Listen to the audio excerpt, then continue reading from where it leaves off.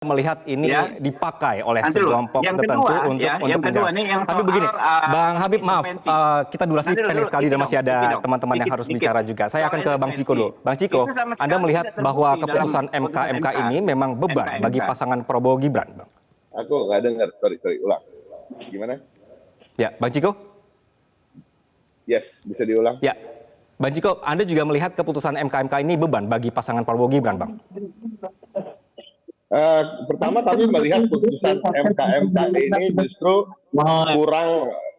kurang berat ya. Maksudnya ada kata pemberhentian secara tidak hormat yang ditafsirkan hanya pencopot oleh Ketua MK maupun majelis kehormatan menafsirkannya hanya sebagai pencopotan Pak Anwar Usman sebagai ketua, tidak pencopotannya sebagai hakim sekaligus di Mahkamah Konstitusi. Nah, itu juga adalah kekecewaan kami sebenarnya. Jadi sebenarnya kalau dibilang hasilnya mengecewakan bagi Mas Habibur Rahman, bagi kami justru juga mengecewakan, tapi mengecewakan dalam hal yang berbeda mungkin satu. Nah, tapi kan kita harus kembali ke akar masalahnya. Akar masalahnya adalah pasal putusan nomor 90 itu.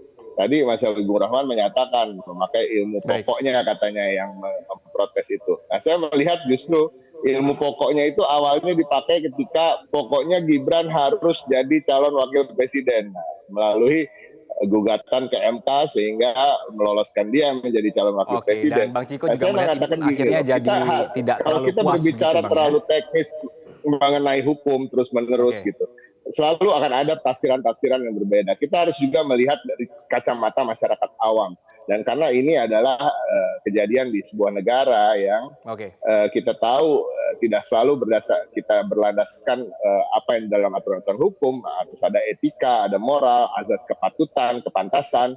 Nah, saya melihat majunya Gibran atau diloloskannya syarat bahwa seseorang bisa maju walaupun belum berusia 40 tahun, itu sebenarnya secara umum menyenangkan bagi anak muda tentunya. Tapi kan kita tahu bahwa itu dikhususkan untuk Gibran karena dia adalah kepala daerah.